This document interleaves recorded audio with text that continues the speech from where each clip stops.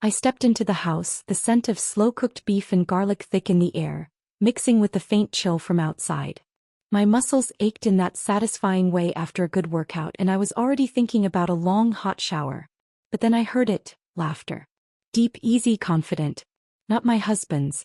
I paused, my fingers still curled around the doorknob. Walking into the living room, I saw them.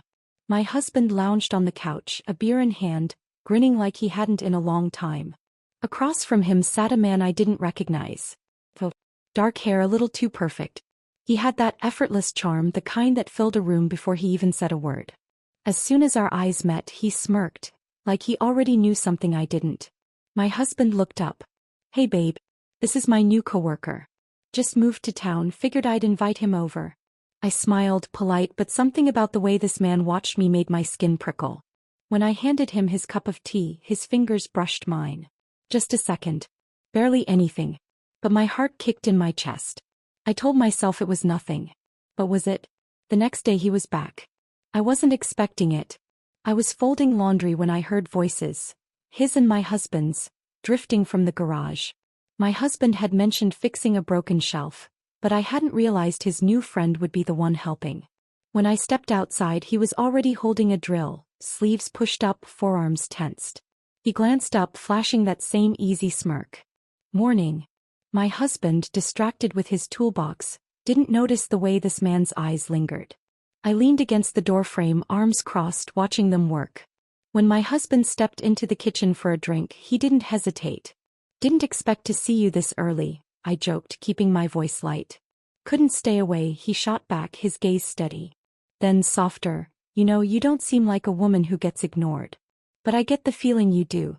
His words caught me off guard. My stomach tightened, heat rising to my cheeks. I laughed, brushing it off. "Careful, my husband might hear." He only grinned. "That'd be a shame." And just like that, the game had begun. The house was quiet. My husband had left an hour ago, off to some meeting across town. I told myself I'd stay busy, laundry, emails, maybe a run, but instead I found myself lingering near the garage. He was still there, sleeves pushed up again, focused on some loose shelving. I leaned against the doorway, arms crossed, watching him work. "You're pretty handy," I said, just making conversation. He glanced up, smirking.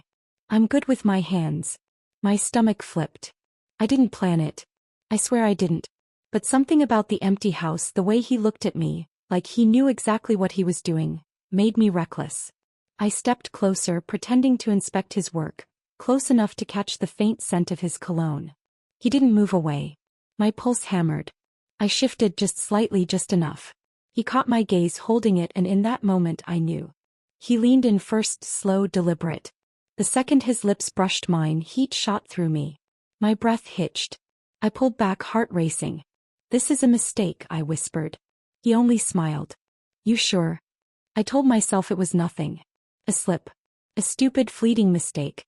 I went through the motions, kissed my husband when he came home, asked about his day, made dinner like always. But it wasn't the same. I felt different, like something inside me had shifted. I caught myself checking my reflection more often, smoothing my hair, tilting my head just right. I chose outfits with more intention. Tighter jeans, lower necklines, something that made me feel noticed. And I waited. Not for my husband. For him. It happened at the gym where I went every other morning. He was there, leaning against the weights, watching.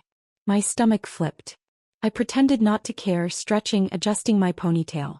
He smirked, stepping closer. "Didn't take you for an early riser," I teased, keeping my voice light. "Didn't take you for someone who hesitates," he murmured. I swallowed hard, forcing a laugh, stepping away before anyone noticed. But that night, after my husband fell asleep, my phone lit up. One message.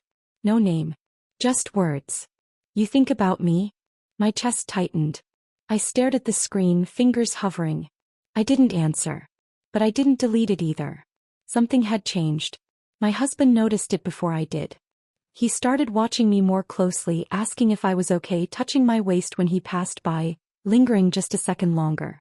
He'd never been the overly affectionate type, but now he was trying. Dinners felt different. He'd reach for my hand across the table, trace circles on my palm. At night he pulled me closer, his lips brushing my neck like they used to. It should have made me happy. It should have been enough. Then one night he surprised me. No words, no hesitation, just grabbed me, kissed me, deep and urgent like he was trying to remind me of something. And for a second I let myself believe it could work, that I could erase everything with just this. But the moment his hands tightened around me, guilt flooded in. My thoughts weren't here. They were somewhere else. With someone else. I pulled back, forcing a smile, murmuring something about being tired. He sighed but didn't push. Later that night my phone lit up again. If you want me gone, say the word. But I don't think you do. I stared at it, my pulse hammering. He was right. I told myself it was just a conversation. A way to clear the air, to make sure this didn't go any further. I parked at the far end of the lot where the streetlights barely reached. He was already waiting, leaning back in the driver's seat, one arm draped casually over the wheel. When I slid into the passenger seat, he turned his head slowly, that familiar smirk tugging at his lips. Didn't think you'd actually come. His voice was low, steady. I exhaled, gripping my thighs. I shouldn't be here. He didn't argue. He didn't push. Just watched, letting the silence stretch, his presence filling every inch of space between us. My pulse pounded. I told myself I was in control, that I could leave whenever I wanted. But my gaze flicked to his lips and suddenly nothing else existed. My breathing grew shallow. My fingers twitched. I wanted this. I wanted him. Then my phone rang. The name on the screen made my stomach drop. My husband. Reality slammed back in. My hands trembled, but I didn't move. I didn't leave. I just let it ring, my heart already making the choice my mind refused to say out loud. It was small, the way he noticed it.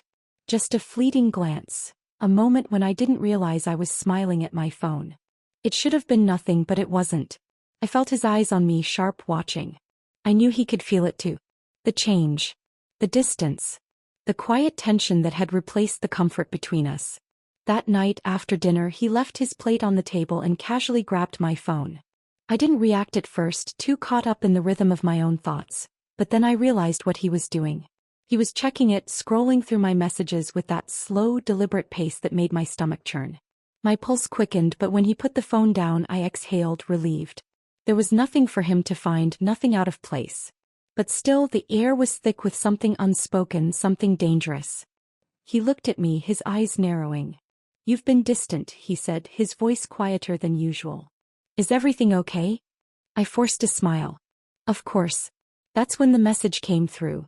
"You're getting careless. He'll figure it out soon." My breath caught.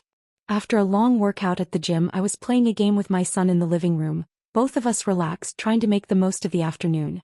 We had just finished our post-workout meal when I noticed a piece of food fall to the floor. Without thinking I teased him, telling him to put it in my mouth, laughing at my own silly joke. But as I said it I saw the way his laughter lingered too long, a bit too intense. Then I saw it. The subtle shift in his face, the way he seemed to tense up. He looked embarrassed. I stopped, unsure of what I'd said, but quickly brushed it off, deciding to keep things light. We returned to our usual routine, chatting and laughing like nothing happened, but the moment lingered in the air, making me feel uneasy. Later when I met him in the park, fear crept in. We were too close, exposed. What if someone saw us? He grabbed my wrist gently, pulling me closer, his voice low. "Last time, or are you still not ready?" My breath caught as I kissed him, as if it were the only thing that mattered in that moment. The kiss was raw, desperate, like it might be the end. But then we pulled apart and I heard a voice, his voice, saying, "Well, here we are." I turned and froze. My husband stood there. He didn't shout. He didn't throw things, didn't make a scene. He just stood there, his face a mask of disappointment, eyes filled with something cold. Something I couldn't bear to face. The silence between us stretched on forever, and I felt the weight of my choices crash down on me.